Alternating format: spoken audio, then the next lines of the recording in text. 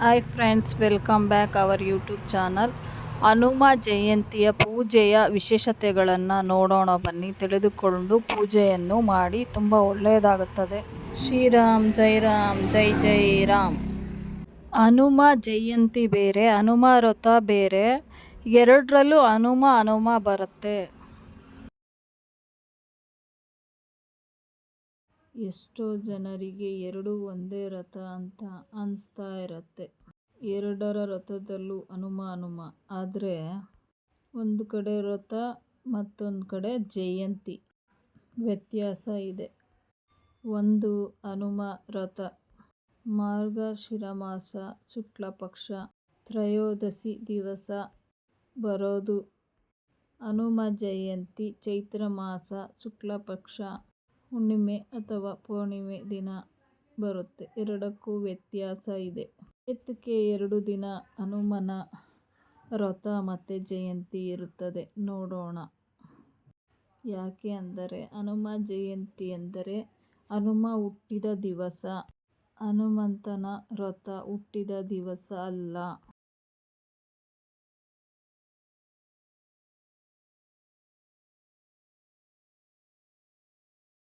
ಅದನ್ನು ವಿಶೇಷವಾಗಿ ಪಾಂಡವರು ವನವಾಸ ಕಾಲದಲ್ಲಿ ಇದ್ದಾಗ ಅನುಷ್ಠಾನ ಮಾಡುತ್ತಾರೆ. ಆ ನಿಟ್ಟಿನಲ್ಲಿ ಅವತ್ತಿನಿಂದ ಹನುಮ ವ್ರತ ಆಚರಣೆಗೆ ಬಂದಿದೆ. ಇನ್ನು ಹನುಮ ಜಯಂತಿ ವಿಶೇಷವಾಗಿ ಯಾವತ್ತು ಆಚರಣೆ ನೋಡೋಣ. ಹನುಮ ಜಯಂತಿ ಬಹಳ ವಿಶೇಷ. ಯಾಕೆ ಅಂದರೆ ಹನುಮ ಹುಟ್ಟಿದ ದಿವಸ ಬಹಳ ಸಂಭ್ರಮ ಇತ್ತು. ಅವತ್ತು ಹುಟ್ಟಿದಾಗ ಹನುಮ ಅಂಜನಾದೇವಿಗೆ ಮತ್ತು ಕೇಸರಿಗೆ ಮತ್ತು ವಾಯುದೇವರ ಅನುಗ್ರಹದಿಂದ ಹನುಮ ಹುಟ್ಟಿದ್ದು. ಎಷ್ಟು ಸಂತೋಷ ಅಂದರೆ, ವಾಯುದೇವರೇ ಬಂದರು ಒಂದು ರೂಪದಲ್ಲಿ. ಇಂಥ ಹನುಮ ಜಯಂತಿ ದಿವಸ ನಾವೆಲ್ಲ ಏನು ಮಾಡಬೇಕು ಅಂದರೆ, ಬೆಳಗಿನ ಜಾವದಿಂದ ರಾತ್ರಿಯವರೆಗೂ ಇಷ್ಟು ಪೂಜೆಗಳು, ಇಷ್ಟನ್ನು ತಪ್ಪದೇ ಮಾಡಬೇಕು. ಇದನ್ನು ಮಾಡಿದರೆ ಜೀವನವಿಡೀ ಜಯ ಜಯ. ಯಾವುದೇ ಕೆಲಸಕ್ಕೆ ನಾವು ಕೈ ಹಾಕಿದರೂ ಜಯ ಜಯ. ಹನುಮಂತ ಮಾಡಿದ ಕೆಲಸ ಎಷ್ಟು ದೊಡ್ಡದು. ರಾಮಾಯಣದಲ್ಲಿ ಹನುಮಂತನ ಪರಾಕ್ರಮ. ಹನುಮಂತ ಅಲ್ಲಿ ಹೆಜ್ಜೆ ಇಟ್ಟಿದ್ದಾರೆ. ಹನುಮಂತ ಯಾವುದೇ ಕೆಲಸ ಮಾಡಿದರೂ ಆ ಕೆಲಸ ಜಯ ಜಯ. ಅಂಥದ್ರಲ್ಲಿ ಹನುಮನ ಅನುಗ್ರಹ ಆಗಲಿಕ್ಕೆ ನಾವು ಏನು ಮಾಡಬೇಕು? ಹನುಮಂತನ ಜಯಂತಿ ದಿವಸ ಬೆಳಿಗ್ಗೆ ಬೇಗ ಎದ್ದೇಳಬೇಕು. ಫಸ್ಟು ಬ್ರಾಹ್ಮಿ ಮುಹೂರ್ತದಲ್ಲಿ ಎದ್ದ ಕೂಡಲೇ ಹಾಸಿಗೆ ಮೇಲೆ ಕೂತ್ಕೊಂಡಿರುವಾಗಲೇ ರಾಮನ ಸ್ಮರಣೆ ಮಾಡಬೇಕು. ಹೇಗೆ ಸ್ಮರಣೆ ಮಾಡೋದಂದರೆ, ಹಾಸಿಗೆ ಮೇಲೆ ಕೂತ್ಕೊಂಡಿದ್ದಾಗಲೇ ರಾಮನ ಪಾದದ ಕೆಳಗಡೆ ಹನುಮಂತ ಕೈ ಮುಗಿದುಕೊಂಡು ಕೂತಿದ್ದಾನೆ ಅಂತ ಅಂದುಕೊಂಡು ಮನಸ್ಸಿನಲ್ಲಿ ಕಣ್ಣು ಮುಚ್ಚಿ ಪ್ರಾರ್ಥನೆ ಮಾಡಬೇಕು ನಾವು. ಪ್ರಾರ್ಥನೆ ಆ ಥರ ಮಾಡಿ ಮತ್ತೆ ಹನುಮಂತನ ಪ್ರಾರ್ಥನೆ ಮಾಡಬೇಕು. ಹನುಮಂತ, ನೀನು ಇವತ್ತು ಹುಟ್ಟಿದ ದಿವಸ. ನಿನ್ನ ಪೂಜೆಯನ್ನು ಎಷ್ಟು ಚೆನ್ನಾಗಿ ಮಾಡಬಹುದು, ಹೇಗೆ ಮಾಡಿಸಬಹುದು ಅಷ್ಟು ಚೆನ್ನಾಗಿ ನೀನೇ ಮಾಡಿಸಿಕೋ. ನನಗೆ ಹೇಗೆ ಮಾಡಬೇಕು ಅಂತ ಗೊತ್ತಿಲ್ಲ. ಅಲ್ಪ ಸ್ವಲ್ಪ ದೋಷಗಳು ಇದ್ದರೆ ಅದನ್ನು ಖಂಡಿತ ಪರಿಹರಿಸು. ಹನುಮಂತನ ಹತ್ತಿರ ಪ್ರಾರ್ಥನೆ ಮಾಡಬೇಕು. ಮುಂದಕ್ಕೆ ನಂತರ ಸ್ನಾನಕ್ಕೆ ಹೋಗಬೇಕು. ಸ್ನಾನ ಎಲ್ಲ ಮುಗಿಸಿದ ನಂತರ ಪೂಜೆ ಮಾಡೋದಕ್ಕೆ ಹೋಗೋಣ. ದೇವರಿಗೆ ನಿಮ್ಮ ಇಷ್ಟದಂತೆ ಪೂಜೆ ಮಾಡಿ. ಅಭಿಷೇಕ, ಮಾಮೂಲಿ ಪೂಜೆ ಮಾಡಿ ನಿಮ್ಮ ಇಷ್ಟದಂತೆ ಅಭಿಷೇಕ ಮಾಡಬೇಕು. ತೀರ್ಥ ಮತ್ತು ಪ್ರಾಣದೇವರ ತೀರ್ಥ ತೆಗೆಯಬೇಕು. ಸೂರ್ಯೋದಯದ ಟೈಮು ಬಹಳ ಮುಖ್ಯ ಹನುಮಂತನಿಗೆ. ಬ್ರಾಹ್ಮಿ ಮುಹೂರ್ತದಲ್ಲಿ ಹನುಮಂತ ಹುಟ್ಟಿದ್ದ, ಅಥವಾ ಬೆಳಗ್ಗೆ ಹುಟ್ಟಿದ್ದ, ಸಂಜೆ ಹುಟ್ಟಿದ್ದ, ಅಥವಾ ಹನುಮಂತ ರಾತ್ರಿ ಹುಟ್ಟಿದ್ದ? ಅಲ್ಲ. ಸೂರ್ಯೋದಯದ ಸಮಯಕ್ಕೆ ಹನುಮಂತ ದೇವರು ಹುಟ್ಟಿದ್ದು. ಅದಕ್ಕಾಗಿ ಹುಟ್ಟಿದ ಸಮಯ ಬಹಳ ಇಂಪಾರ್ಟೆಂಟ್. ಹನುಮಂತ ದೇವರ ಭಕ್ತ. ಸೂರ್ಯೋದಯಕ್ಕೆ ಹುಟ್ಟಿರೋದ್ರಿಂದ ಅಷ್ಟರಲ್ಲಿ ನಮ್ಮದು ಪೂಜೆ ಮುಗಿಸಬೇಕು. ಮುಗಿಸಿ ಪೂಜೆಯ ನಂತರ ಏನು ಮಾಡಬೇಕು? ಸರಿಯಾಗಿ ಪೂಜೆ ಸಲ್ಲಿಸಿ ಹನುಮಂತ ದೇವರಿಗೆ ಉದಯದ ನಂತರ ಸಮಯದಲ್ಲಿ ಮಾಡಬೇಕು. ತೊಟ್ಟಿಲು ಹಾಕಿ ಹನುಮಂತನಿಗೆ ತೂಗಬೇಕು. ಆ ಸಮಯದಲ್ಲಿ ಬಹಳ ವಿಶೇಷ. ಈ ಪೂಜೆಯನ್ನು ಹನುಮ ಜಯಂತಿ ದಿವಸ ಮಾಡಲೇಬೇಕು.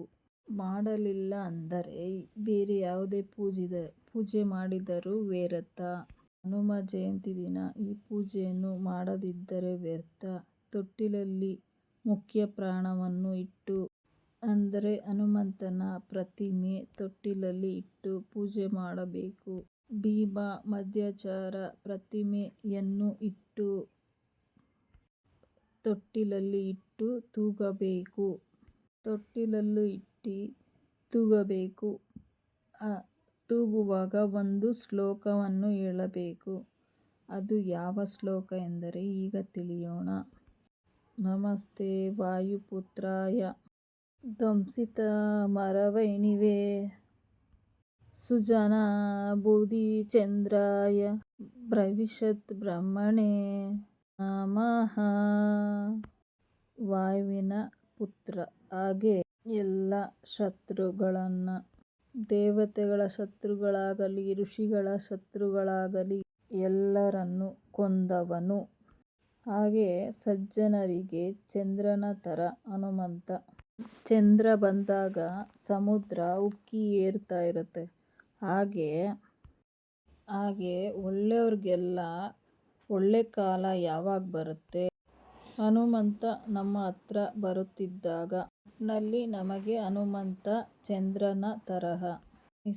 ಕೊನೆಗೆ ಮುಂದೆ ಬ್ರಹ್ಮ ಪದವಿಗೆ ಬರುವಂತಹ ಹನುಮಂತನಿಗೆ ನಮಸ್ಕಾರ. ಈ ರೀತಿ ಶ್ಲೋಕವನ್ನು ಹೇಳಿ ಸೂರ್ಯೋದಯ ಸಮಯಕ್ಕೆ ಅರ್ಘ್ಯವನ್ನು ನೀಡಬೇಕು. ಅಂದರೆ ಶಂಖದಿಂದ ನೀರನ್ನು ಹಾಕೋದಲ್ಲ, ಕೈಯಲ್ಲಿ ಬೊಗಸೆಯಲ್ಲಿ ನೀರನ್ನು 2 ಕೈಯಲ್ಲಿ ನೀರನ್ನು ತುಂಬಿಸಿ ಅರ್ಘ್ಯ ಪಾತ್ರೆಯಲ್ಲಿ ಹಾಕಬೇಕು. ಅರ್ಘ್ಯ ಪಾತ್ರೆಯಲ್ಲಿ ಹಾಕುತ್ತಾ ಈ ಶ್ಲೋಕವನ್ನು ಹೇಳಿ ಬಿಡಬೇಕು. ಶ್ಲೋಕವನ್ನು ಎಷ್ಟು ಬಾರಿ ಹೇಳಬೇಕು? ಈ ಶ್ಲೋಕವನ್ನು ಹೇಳುತ್ತಾ 3 ಬಾರಿ ಮಾಡಿ. ಇದನ್ನು ಮಾಡಿದ ನಂತರ ತೊಟ್ಟಿಲು ತೂಗುವಾಗ ಹನುಮಂತನ ಶ್ಲೋಕ ಯಾವುದಾದ್ರು ಬೇಕಾದರೂ ನಿಮ್ಮ ಇಷ್ಟದ ಶ್ಲೋಕ ಹೇಳಿಕೊಂಡು ತೊಟ್ಟಿಲು ತೂಗಿ. ಇಲ್ಲವಾದಲ್ಲಿ ಈಗ ಮೊದಲು ತಿಳಿಸಿದ ಶ್ಲೋಕವನ್ನು 108 ಬಾರಿ ಹೇಳಿಕೊಂಡು ತೊಟ್ಟಿಲನ್ನು ಎಷ್ಟು ಸಾಧ್ಯವಾಗುತ್ತೋ ಅಷ್ಟು ಸಲ ತೂಗಿದರೆ ತುಂಬ ಒಳ್ಳೆಯದು. ತೂಗಿ ಮಾಡಿದರೆ ಸಂತಾನ ಭಾಗ್ಯ ಲಭಿಸುತ್ತದೆ. ಇಷ್ಟೇ ಅಲ್ಲದೆ ತೊಟ್ಟಿಲು ಪೂಜೆಯಿಂದ ಮನೆಯಲ್ಲಿ ಏನೇನು ಮಂಗಳ ಕಾರ್ಯ ನಡೀಬೇಕು ಅದೆಲ್ಲ ನೆರವೇರುತ್ತದೆ. ಆ ಮನೆ ಕುಟುಂಬದವರಿಗೆ ಎಲ್ಲವೂ ಮಂಗಳ ಸಿಗುತ್ತದೆ. ಹನುಮಂತ ಎಂದರೆ ಬರೀ ಸಂತಾನವಲ್ಲ, ಸಂತಾನ ಫಲವಲ್ಲದೆ ಧೈರ್ಯ, ಶಕ್ತಿ, ಬುದ್ಧಿ. ಹನುಮ ಜಯಂತಿ ದಿನ ಮಾಡಿದರೆ ಎಲ್ಲ ಸಿಗುತ್ತದೆ. ಹನುಮ ಜಯಂತಿ ದಿನ ಹನುಮ ಪೂಜೆ ಮಾಡೋದ್ರಿಂದ ಮಕ್ಕಳಿಗೂ ಒಳ್ಳೆಯದಾಗುತ್ತದೆ, ಹಿರಿಯರಿಗೂ ಒಳ್ಳೆಯದಾಗುತ್ತದೆ, ಮಧ್ಯ ವಯಸ್ಸಿನವರಿಗೂ ಒಳ್ಳೆಯದಾಗುತ್ತದೆ. ಮದುವೆ ಕಾರ್ಯ ಯಾರಿಗೆ ವಿಳಂಬವಾಗುತ್ತಿದೆ ಅವರಿಗೆ ಮದುವೆ ಆಗುತ್ತದೆ. ಹನುಮಂತನ ಪ್ರಾರ್ಥನೆ ಮಾಡುವುದರಿಂದ ಎಲ್ಲ ದೊರೆಯುತ್ತದೆ, ಎಲ್ಲ ಸಿಗುತ್ತದೆ. ಹಾಗಾಗಿ ಹನುಮ ಜಯಂತಿ ದಿನ ತೊಟ್ಟಿಲು ಪೂಜೆ ಏನಿದೆ ಅದನ್ನು ಮಾಡಿ.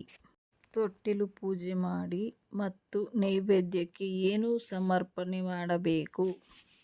ಹಣ್ಣುಗಳು, ನೈವೇದ್ಯ, ಉಂಡೆಗಳು ಎಲ್ಲ ಮಾಡಬೇಕು. ಅತಿ ಮುಖ್ಯವಾಗಿ ಇದನ್ನು ಮಾಡಿ ನೈವೇದ್ಯಕ್ಕೆ.